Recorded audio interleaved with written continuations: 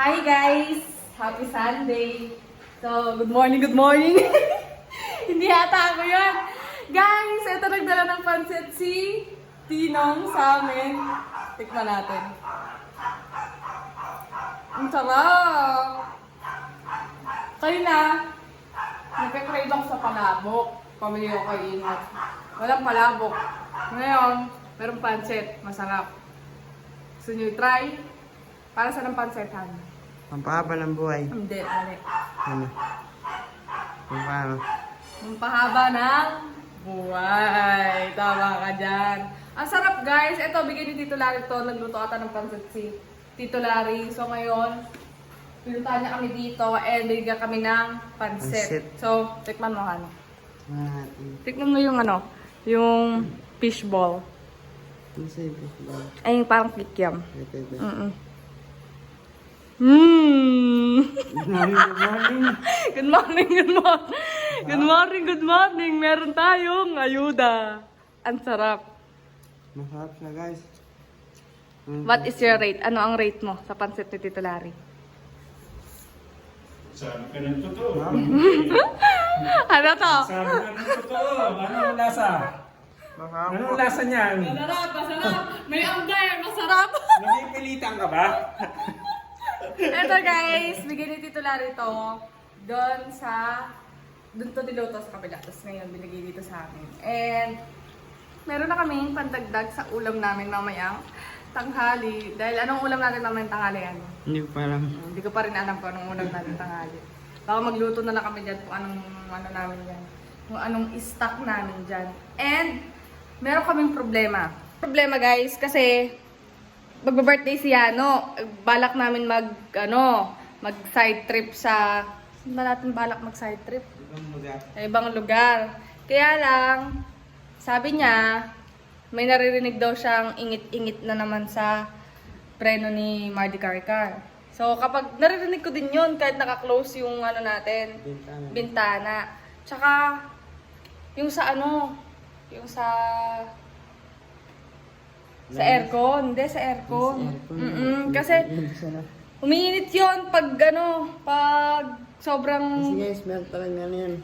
Kailangan pinag-iipan na namin yun eh. 18,000 yung ano nun.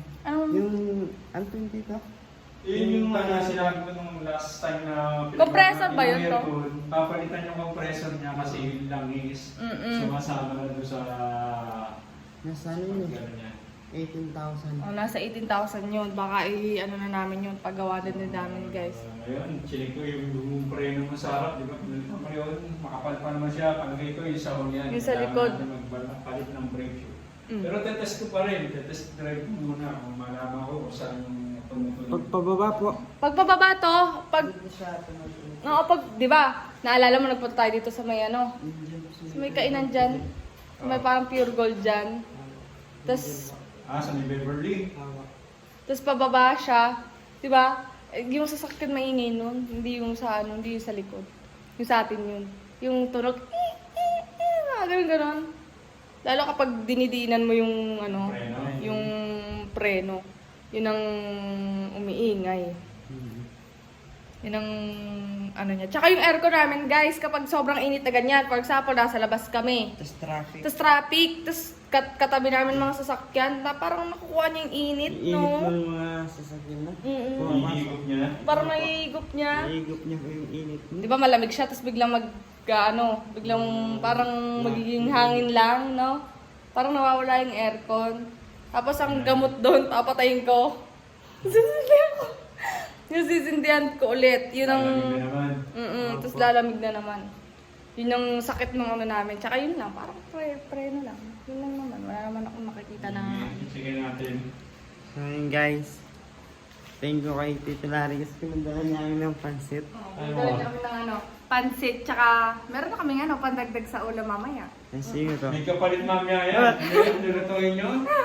Ay, galunggam! May kapalit pala yung pansit.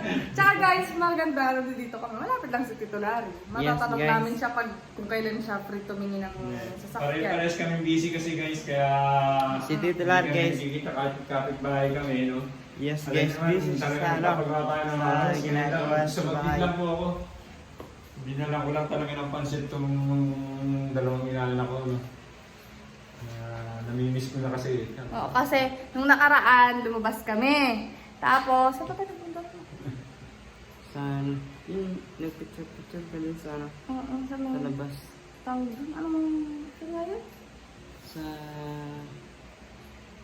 Ano ito pangalan niya? Kalimutan ko yung pangalan. So, ayun guys. Ayan. Subscribe kayo kay Tito Larry. Kasi Yes, guys, guys. paabutin na natin to. Ano ba? Kaya so, nakasupil na si Kuya Lars kasi umaba na talaga yung hair ko. Paabutin na natin ang mga bagay-bagay, guys. Kaya mag-subscribe na kayo, like and Also, follow. guys, huwag niyo skip yung mga Ads, Yeah. okay. First reminder of the day. Don't skip ads on Kuya Lars TV. Please like and follow and subscribe. Bye-bye!